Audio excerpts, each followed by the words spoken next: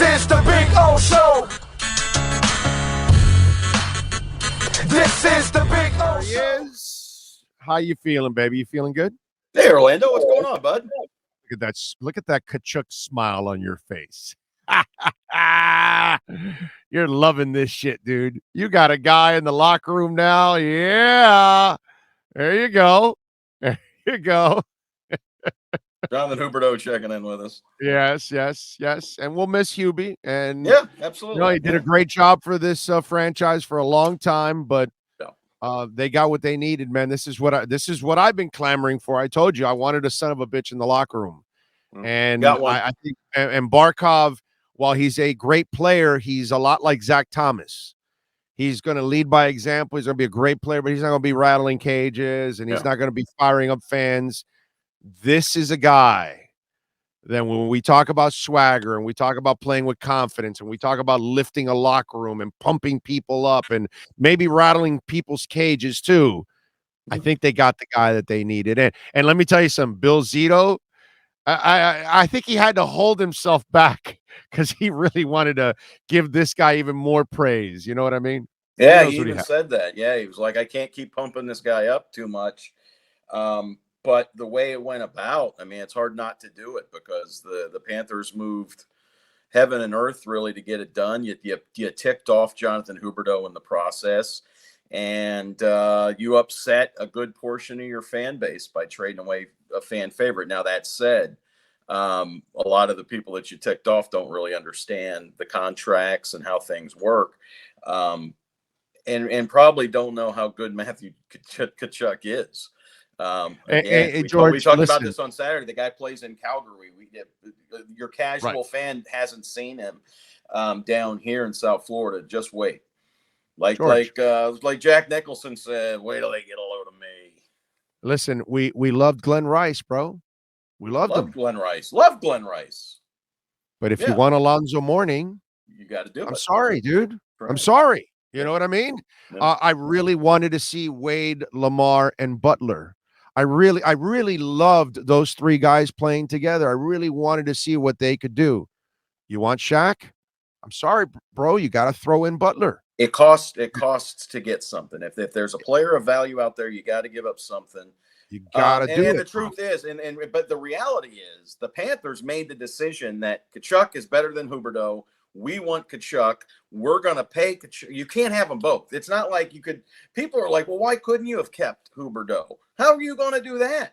I mean, he makes $6 million a year. You just gave Tkachuk 9.5. You had to give up Mackenzie Weegar and Jonathan Huberdeau. That still wasn't enough financially to clear the space off the salary cap.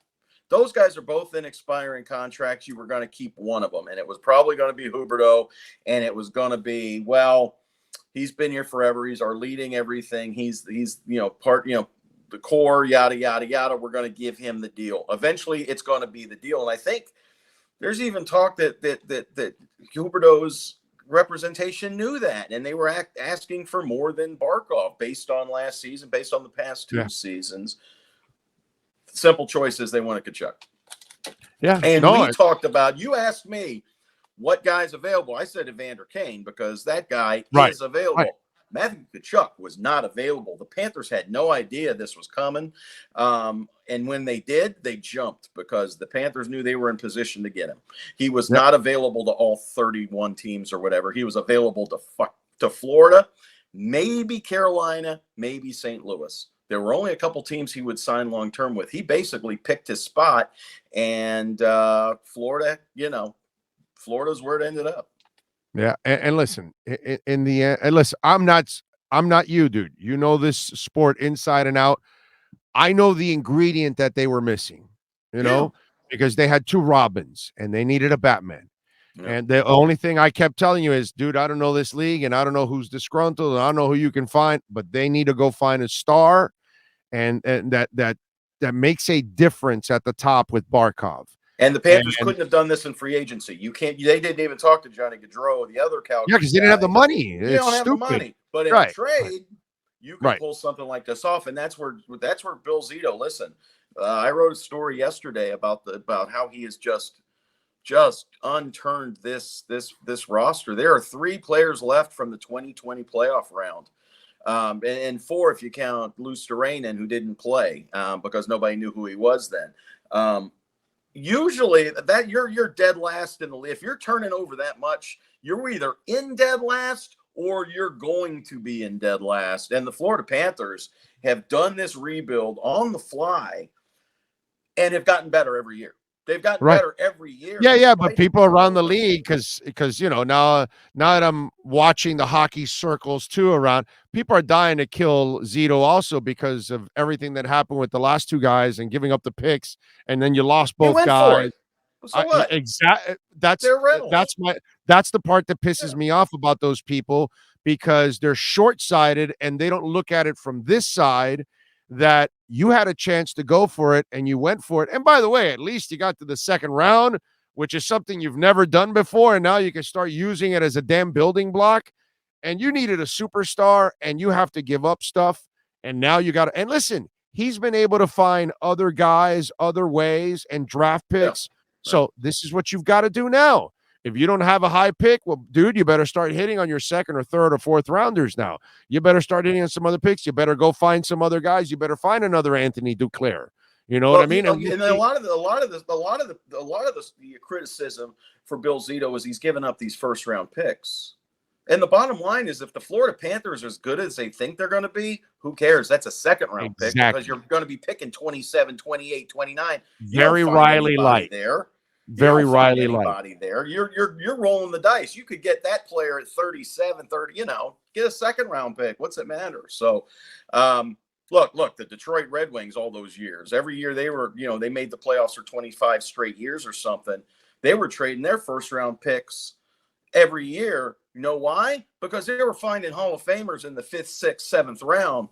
That's Florida now. Florida's finding these guys from Europe that kind of get overlooked, and Florida's going to find those guys. Anton Lundell, they got 12th overall. If we had a redraft right now, that guy's going top 3, and Florida got him at 12th because they've got that European. They've got Kekalainen, the younger brother of Jarmo, the GM at Columbus. He's the guy responsible for picking Sasha Barkov in 2013, whatever it was.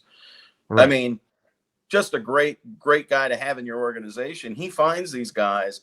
If you can find those guys in the 3rd round, the 4th round, the 5th, then you don't need that number 29 pick in the 1st round. Let Montreal have it. They got, maybe he overpaid for Ben Sherratt because a lot of, but Ben Sherratt was fine. Yeah, but he went for it. But he went. Dude, this franchise never did these kind of things. So what the hell? Am I going to start complaining about a franchise that's aggressive? A franchise that's willing to trade for stars? A franchise that isn't happy with the second round?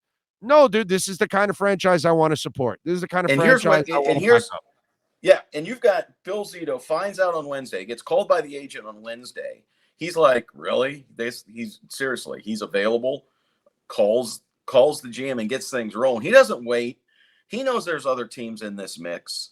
Of course. He's like, fine. Well, we'll give you the 2 guys, our top players, Jonathan Huberdeau, our top free agent defenseman, Mackenzie Weegar. We'll give you some future stuff. We'll give you a Cole Schwinn at a prospect and a 1st round pick. That way, if those 2 guys walk from Calgary, Calgary's at least got, some future stuff. Right. They at least got something out. And by the way, they're not re-signing those 2 guys. They might. They'll be lucky if they keep one. They'll throw so much money at Mackenzie Weegar that he won't, like Keith Yandle with the Panthers. Everybody's like, I can't believe the Panthers signed Keith Yandle. Well, they threw so much money at Keith Yandle. He knew he would never make it on the open market. Of course he signed here. He got everything he wanted. That's what Calgary has to do with one of those 2 guys. I don't think Hubie signs in Calgary, but he might just do it out of spite just to make Bill Zito look bad. Because then, if Calgary can sign, at least on paper, hey, we won that deal. We won that deal. Oh, yeah. You're right. Yeah. But I don't think Huberdeau's not going to live in Calgary just to spite someone else. Yeah. I'm with you there. If he wants to burn the Panthers, he'll come to Tampa for $3 million or something. If he really all right, so let's ask you the ultimate question of the day. Yeah. Now that Matthew Tkachuk is in South Florida. Who is the South Florida athlete with the most swag? Jimmy Butler, Tyreek Hill, Tyler Van Dyke, Matthew Tkachuk, or Jazz Chisholm? Apologies to Inter Miami. You have no players with swag. You cannot be on this list because none of your players come even close to all 5 of these guys. Yeah. So, and I know that you follow all sports like me, so I can have this conversation. That is a great question. Tyreek Hill, I think, is right up there. Jazz, obviously. You got to produce all those guys you mentioned. Produce Jimmy Buckets. And I think it's got to be Butler's Jimmy. Actually produced more. Yeah, I think it's Jimmy Butler and all of them. Yeah, I think Jimmy Butler, just because of his playoff performances over the years. We haven't seen anything from the other guys when it comes to postseason. Oh, well, Tyreek, you have. Well, no, not for us. But not for us. Not for Miami, but definitely for Kansas City. Right. He's the most accomplished because he's got a championship. Jazz. I would go with Jazz and Tkachuk as we haven't really seen it yet. I mean, Jazz has had his moments. Well, Jazz is, he's also a guy that gets benched. He also gets benched on a daily basis by Don Mattingly, depending on the righty-lefty matchup. So, but I still want more Jazz Chisholms on my team. We all do. No, everybody does. You tune into Marlins games when he's playing. Absolutely. Same with Sandy. What about Sandy? That's quiet swag. Yeah, but that's quiet. It's different kind of swag. You know what I mean? Because then I got to throw Barkov in there. You know what I mean? I got to throw. Those are the quiet swag guys. So then Barkov and some of those other guys, I got to put. Sandy and Barkov are similar. They just dominate you and don't say it. Right. Exactly. That would be the quiet. Right. Yeah. This would be the quiet swag list would be on that one. But on this one, who are you going with? Butler? Yeah, Tyreek? I'm going with Jimmy Butler. Yeah. For sure. Yeah, that would be my pick, only because he's done it for us here. Hell, NBA Finals trip and an Eastern Conference in 3 years. Holy shit, dude! He's got the nickname, right? Jimmy Buckets. Yeah, and he's got the nickname. All right, what are you working on Florida hockey now, so folks can check you out, my friend? Well, we've got a bunch of stuff, obviously, with this trade coming on. Again, I break down the work that Bill Zito has done over these 3 off seasons. Magnificent. I've never seen anything like it in the National Hockey League. This is a salary cap league where he's been able to just redo it on the fly. I mean, and by the way, and one more thing, they did what the Kansas City Chiefs didn't do, and they're stuck now with Orlando Brown, and he's got him by the balls. You traded the house for the guy, effing give him a contract right there and then, dude. Right then. And get it over with. And Laramie Tunsil, the same shit. The Dolphins got a haul for him, and the Texans didn't sign him to a contract at that moment. And Laramie and his agent had him by the balls until they gave him the contract that he was the highest paid tackle, which I'm sure that's what the dude in Kansas City is aiming for. Highest paid tackle, or I won't protect your $50 million quarterback. Right. The Panthers, and you say Zito, but let's give Viola and Sifu also the love, because they also gave the green light to give the dude 8 years and $9.5 million on the spot. Sure. Super smart. Yeah, absolutely. No. Bill Zito has had that's the thing with Vinny Viola. He's always given his hockey people the room to move, right? I mean, he's Dale Talon had a green light to do what he wanted to do until he didn't, until they replaced him, and they but I think there is a collaborative effort with Florida. It's not just Bill Zito, right? I mean, you talk about Vinny Viola and Doug Seafood. Well, it's also the Florida Panthers have like 3 former NHL GMs in their front office, and they've got 2 or 3 guys that could be GMs. It's a nice group, a collective group, who they sit down and they said, wow, because it came down to Jonathan Huberdeau or Matt Tkachuk. Go. Tkachuk. Well, I like Huberdeau, but Tkachuk. So it wasn't just Zito saying, right. This is but what I mean is you got to give that. And that's why the Panthers are smart. The Panthers aren't going to get fooled on salary cap stuff. They're probably not going to get beat on too many trades. Did they give up too much at the deadline? Yes, and that's why you don't trade at the deadline, because everybody overpays. That's the nature of the beast. You're going to overpay at the deadline. Every team. But dude, you're scoring. You're winning a shit ton of games. You're scoring. Yeah. You're one of the best teams in the league. It works and sometimes it doesn't. The great. They went Gordon Gekko on us. Greed is good. And they're Greed like, we're is great. good. Let's add a little bit more. Did they Let's really add, need let, Claude Giroux? let's No, add, but holy, Claude Giroux. let's add Dutch Dalton and Eisenreich Right. on a team that's already loaded and ready to go because we're so good. How about Niner in 2003? It's the same exact thing. It just worked out for the Marlins. It didn't work out for the Panthers, but it's the same thinking. Oh, we're loaded. Okay. Hey, we're loaded. Let's go add Brian Grant and Eddie Jones. You know, you and I remember that, but most people will forget that Heat team was freaking loaded, and they went and added Brian Grant and Eddie Jones to come off the bench. Those guys became frontline players after that team died out and they had to get rid of guys. And then that was another story that we get into. But at that moment, it was an incredible luxury to trade for Brian Grant and Eddie Jones, and the Heat did it. And it didn't work out. So it worked out for the Marlins, didn't work out for the Heat that year, didn't work out for the Panthers. But it's all the same kind of thinking, dude. You know what I mean? And I can't blame people for trying to win it all. I can't. You just said I'll remember that. You and I will remember that because why? Because why? We're old. Because we're old. What? No. I covered Eddie Jones in high school, bud. I get that, but it's not because it's not because you and I are old. I am old. No, we are old, but it's not that. It's that because you and I covered it. We remember it. Average fans will not remember the state of that Heat team when they added Brian Grant and Eddie Jones. They were loaded. You know, and the average fan will forget. Yeah, the average fan will forget how loaded the Marlins were, and they still went out and added Eisenreich and Dalton, and I think Dennis Cook also from the Mets. Didn't they add him also close to the deadline? Maybe didn't they get piggish and add Dennis Cook? Yeah. I think so. That sounds right. You know. Yeah, and so, but you and I are historians of all of this in South Florida because we've been covering this damn the sports here for a long time. What the Panthers did is nothing new. What it has to do is be commended that you have an aggressive GM and you have owners, because we've had the Viners of the world who meant well but had limitations. It's not their fault. Love Cliff Viner. Great guy, great group. Unfortunately, they didn't have the cash. To do this. Bruce Sherman looks like a good dude. I don't know if he has enough money to play in the billionaires. He does. Boys. He has the money. Will he spend it? Because now he's losing it. You know. How much did he pay for the Marlins? 1.1, 1.2 or something. I think it was. How much are they worth? Like I think it's 900 million now. Listen, Soto is looking for a contract that's worth more than half of the franchise. I mean, seriously. I mean, hey, Juan Soto is going to sign a contract.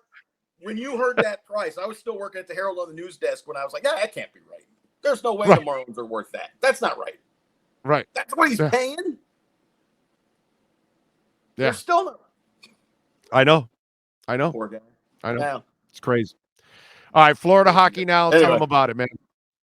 Yeah, come on over, FloridaHockeyNow.com. We got Florida Panthers content on the daily, but you know, I mean, come on, we're almost in August, and we're throwing up 2-3 stories a day. Come on over. Florida Hockey Now costs $3.49 a month for a subscription, or $29.99 for the year for a season pass to Florida Hockey Now. Most of our stuff is free, as you know, but there is today. One of the stories today is about how the trade went down, and that's under for our subscribers only. I talk about how it all went down. Yeah. Not you. No, dude, I'll tell you what, the numbers. Get on our bandwagon. Get on our bandwagon.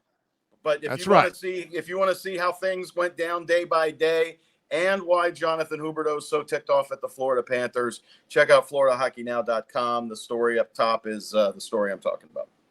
And follow him on Twitter at George Richards. Always getting it done. George, thank you, my brother. Appreciate you immensely. Thank you, Orlando. See you, got it. There you go. The great George Richards. Locking it down.